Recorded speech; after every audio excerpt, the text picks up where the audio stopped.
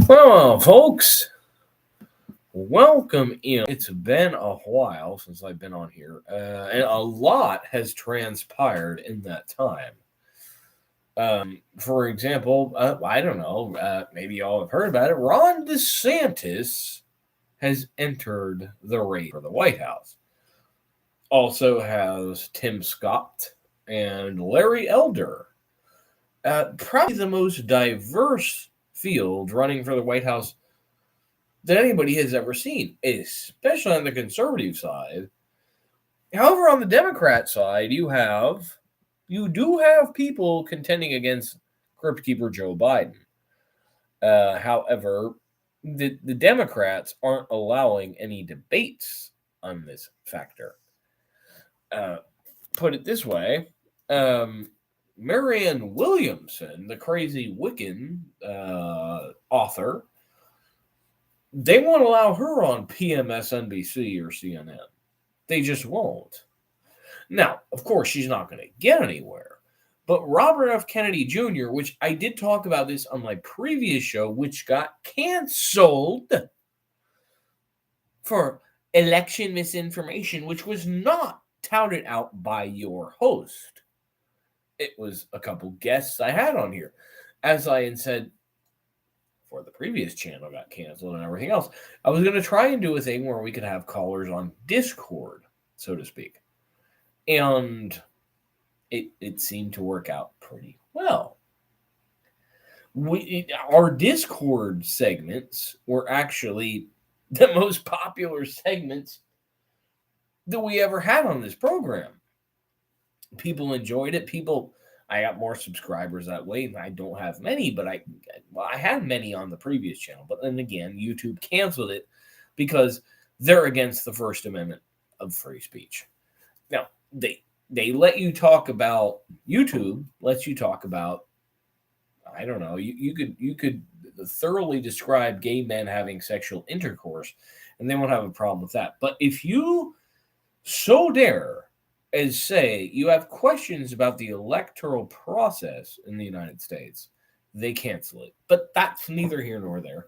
Again, it wasn't me that did it. It was people on my program, which, again, I don't understand how that really works. You're having a talk show on YouTube,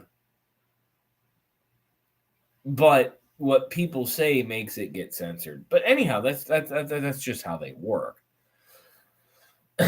So happy Memorial Day weekend, everybody. It's very late. It's 2:30 in the morning. Nobody's watching this. Hopefully some people will tune into it after it's finished.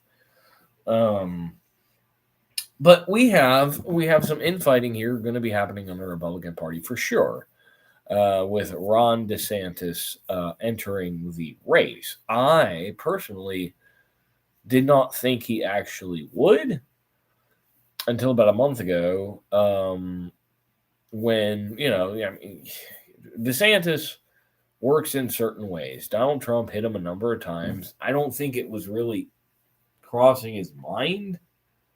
But he decided, okay, you know what? No, you hit me enough times, I'm going. So he did. He entered the race, and I wonder where this will go. I mean, currently all the polls, which don't really mean anything, show Donald Trump with a huge lead.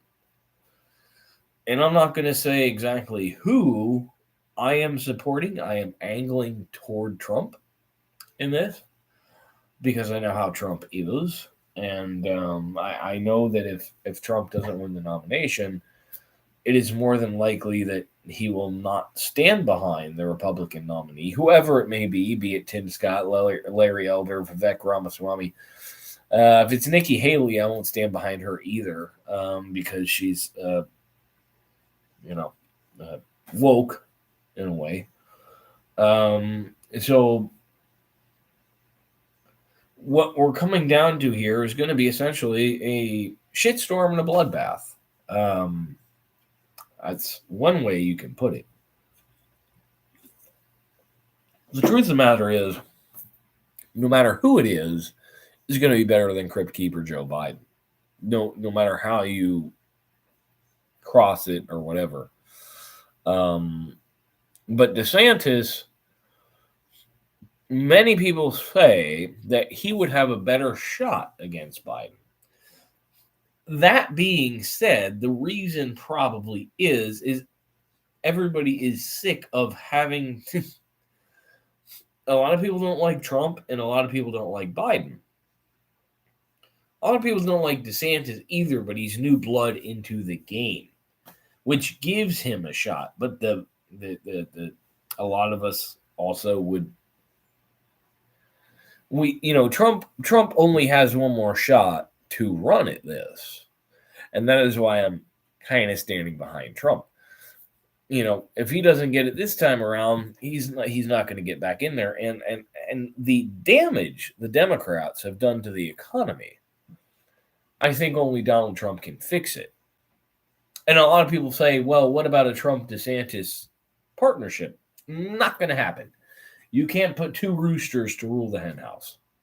Okay? It's just not happening. Other than that, what a lot of people don't understand, which I may have said once or twice before on this program, is considering they both live in the state of Florida, the law of elections is if two candidates come from the same state, then that state's electoral votes don't count. So that would render our 27 electoral votes from the state of Florida, I believe it's 27, I could be wrong, inoperable. So that would be off the table. So it wouldn't be 270 to win. It would be like 250 something to win. Unless the Democrats can somehow annex Puerto Rico in that point in time, which is going to happen because the Republicans control the House. But meanwhile, we have the debt ceiling argument and everything else, which they still can't seem to figure out. And I don't think they're going to figure it out because Democrats want to give free money to illegal immigrants and the Republicans want to cut these kind of programs. Hopefully they figure it out. It's not rocket appliances to figure it out, but I don't have any faith that they will. Oh, by the way, we don't drink Bud Light on this program. Never have, never will. Just saying. And I never liked shopping at Target. We'll get into that a little later, though. But what we have here is infighting amongst the Republican Party. The Trump campaign and the DeSantis campaign are going head to head. It's not, to me, again, I'm not all a fan of this, but the DeSantis campaign and the Trump campaign were supposed to do rallies in Iowa like 2 weeks ago. And Trump campaign canceled it because of weather, allegedly, that was in the area. Now, only a couple miles from that, the DeSantis campaign popped up. DeSantis was on top of tables talking about, well, the weather's pretty great out here, and DeSantis said that he would essentially pardon Trump if Trump were convicted. Sometimes I think this is an inside job between both campaigns because if both DeSantis and Trump happen to be running, one of them has to get the nomination. And either way, we get somebody awesome to go up against Crypt Keeper Joe. I don't think that Vivek Ramaswamy, Larry Elder, Tim Scott, all those people are actually running to be president. I think they're running to be part of Trump's campaign. And the reason I will say is why, and you probably heard this if you listen to the Clay Travis and Buck Sexton show or any of the other big mainstream radio shows around the country, is it makes no sense for these people to be running because they're not going to get anything. However, if they get a point in Trump's cabinet, they get somewhere. It gives them footing to maybe escalate their hierarchy in politics after said fact. But DeSantis is the only one that seems to be being attacked. Many of these people are attacking DeSantis. Nobody's attacking Trump. So they're all basically auditioning to be a part of Trump's cabinet. It's the consensus that I can see in this. Sure, if they actually manage to get somewhere, they would love it, but I don't see that happening. And again, the attacks on the Trump campaign after DeSantis' attacks on Trump are very subtle. Trump's very brash. Lets everybody know, like, you can kiss my 2024 presidential ass or whatever. I think I heard in one of those things. Perfectly fine by me. I don't like the infighting. I think that the party should unite behind whoever it is to get rid of this clown that they call Joe Biden. And the Democrats are making sure that it's Joe Biden, because if they can drag him across the finish line again, Kamala Harris becomes president instantly, and then they get the first black woman president who will destroy this country inside and out. But she'd be pretty easy to impeach, hopefully, as long as we can keep a majority in the House and hopefully gain one in the Senate. But I have no hope that we'll ever get one in the Senate because, well, look how they elected Fetterman. And look how they got Warnock over Walker. I mean, the opposing candidates weren't the best in those respective races on the Republican side. But anybody with a brain, and this is how the Democrats work, they're not allowing any primary debates between Biden and the rest. And because they want Biden. Robert F. Kennedy Jr., they don't like him because he was against the COVID shot. And this is where I think DeSantis might have an upper hand on Trump, because Trump is always saying, Operation Warp Speed was great.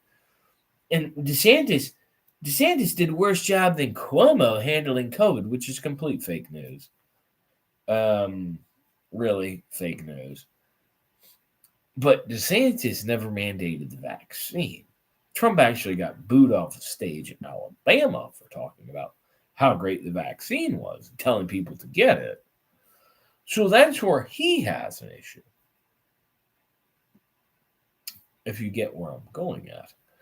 But now we also have the situations up and coming, whereas Trump is taking the side of Bud Light and Disney, calling out DeSanctimonious over these things. Now, Bud Light is a part of Anheuser-Busch, as many of you know. And I was never a fan of their product to begin with, so it's not hurting me. I'm a Coors guy. But the truth of the matter is the majority of the people that really drink the most of the Bud Light are alcoholics, and they're partial to their brand. So many of them will still continue to drink Bud Light. It's your regular Joe that is not an alcoholic that goes to a bar or a football game or something else like that and says, you know what, I think I'll get a Coors or a Miller Lite. Now, unfortunately, on many occasions, I've been forced to drink Bud Light because Coors or Miller Lite wasn't available. Actually, no, I never even drank Bud Light. I would spend the extra $2 to get Michelob Ultra. But it's still the same parent company of Anheuser-Busch. Now, does that mean anything to me? No. But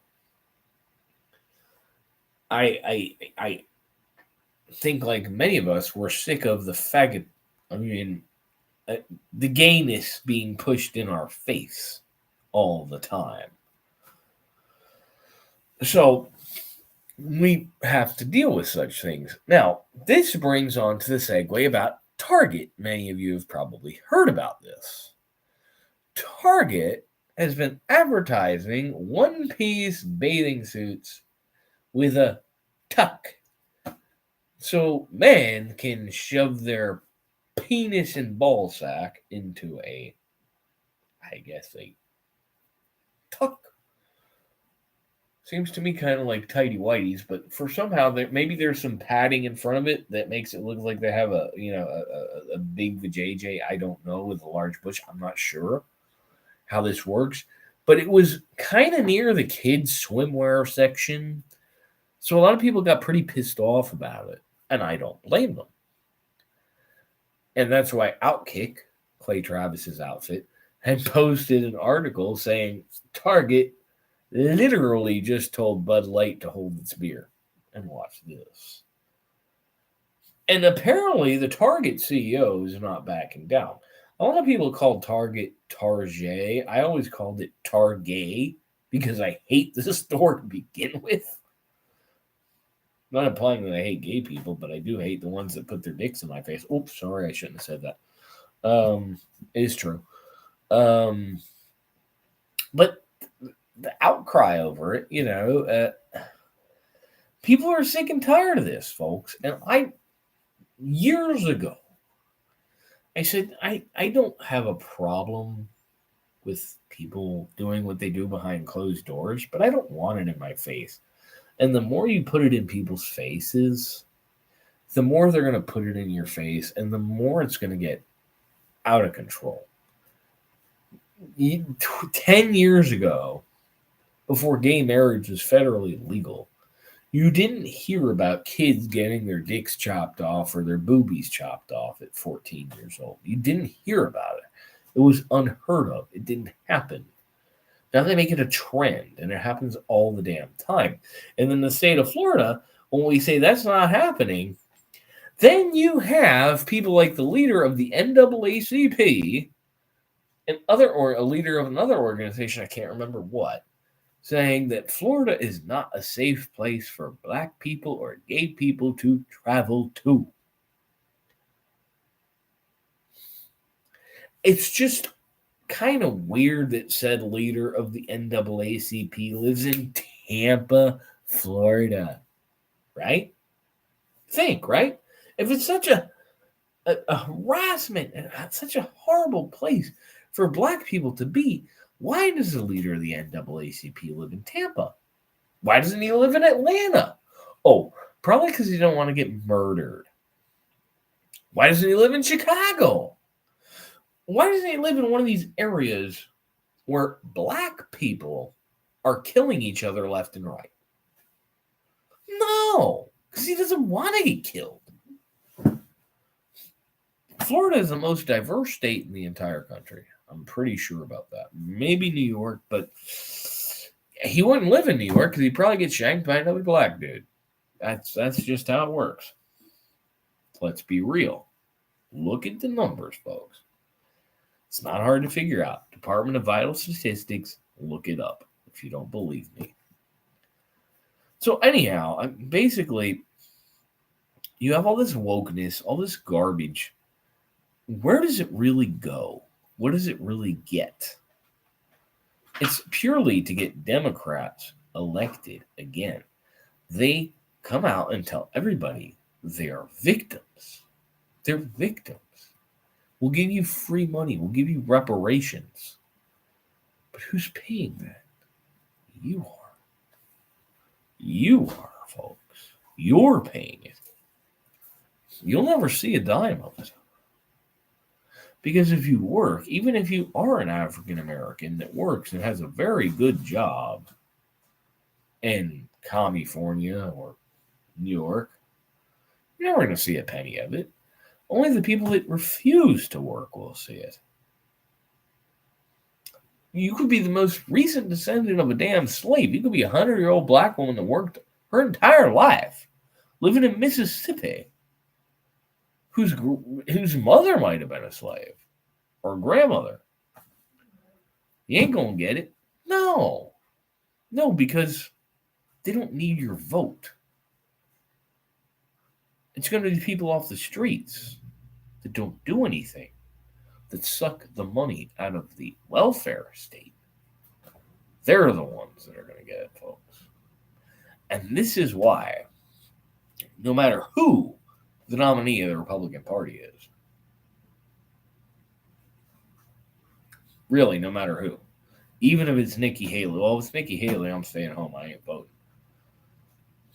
But anybody else, stand behind the nominee. Even if you're a diehard Trumper and DeSantis gets the nomination, or even if you're a diehard DeSantis and Trump gets the nomination, or Tim Scott gets the nomination, or whoever it is, have to unite against the Democrat Party.